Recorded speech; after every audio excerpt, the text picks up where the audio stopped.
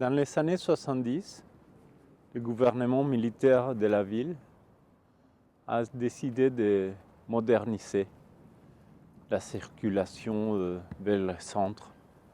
Alors on a construit des autoroutes. Pour la construction de ces autoroutes qui ont traversé la ville, on a beaucoup détruit. On a détruit des quartiers, des maisons, des communautés urbaines qui habitaient depuis longtemps dans la ville.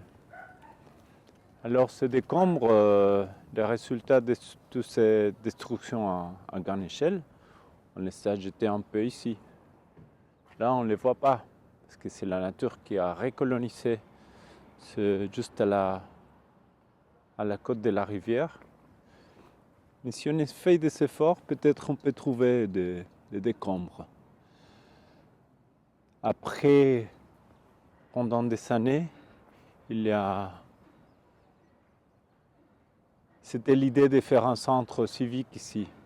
La dictature voulait faire ça. Mais après, c'est la guerre des Malouines qui est arrivée. Alors c'est fini ces projets. Et c'est autour de la nature qui venait de la rivière qui a commencé à coloniser. Et il y a une belle forêt qui est née, qui aujourd'hui se bat avec la vue intégrée dans ces édifices-là, comme quelque chose à profiter. Donc c'est un peu, il devient un peu marchandise.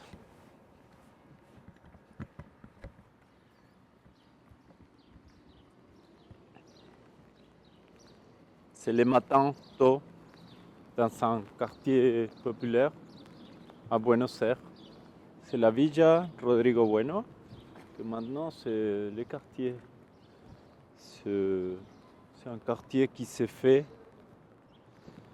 qui est en train de se faire, de se produire avec des bâtiments, mais aussi avec des lois, de noms de rues qui s'installent. C'est un quartier en voie de renouvellement. En voie de renouvellement où les gens deviennent propriétaires,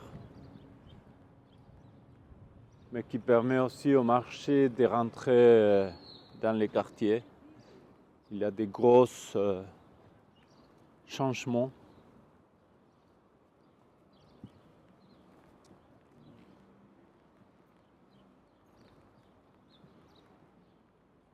Population d'immigrants très importante, de Pérou, de la Bolivie, Venezuela, Colombie, qui arrivent ici pour chercher du travail, comme un peu partout.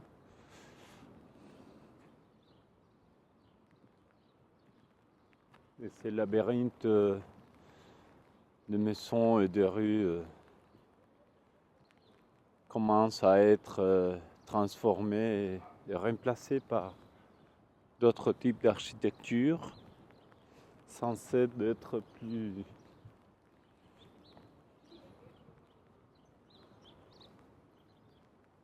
modernes.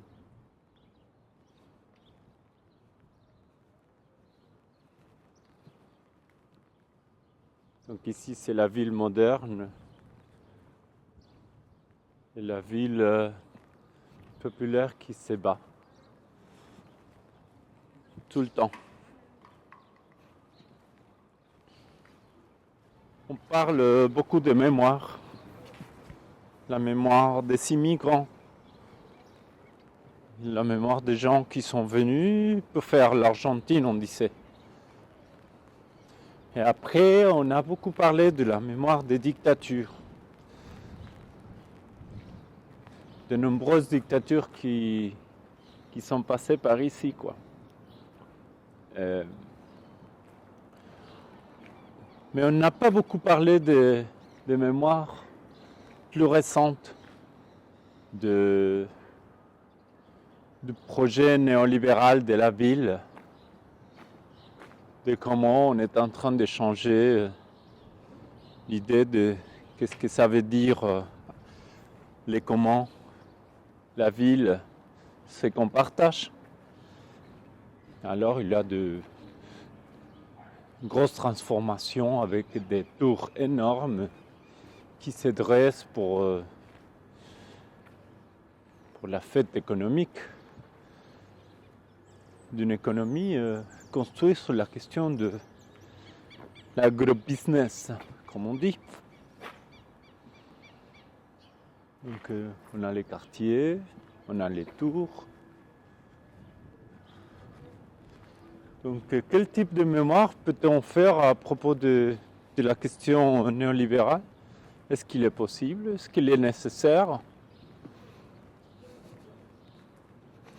C'est ça qu'on est en train de se demander pendant ces dernières années.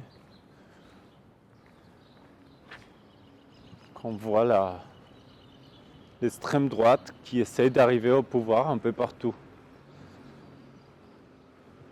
En Argentine, au Brésil, au Chili.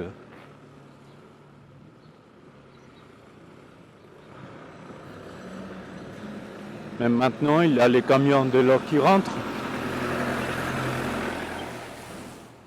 Il y a la pharmacie à côté.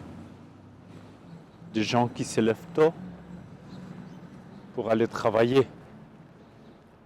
Et qui quand même écoutent tout le temps des discours à propos des habitants des quartiers populaires comme des délinquants. Voilà. C'est bien. Après tu vas écouter, tu vas dire mais qu'est-ce qu'ils délirent les mecs.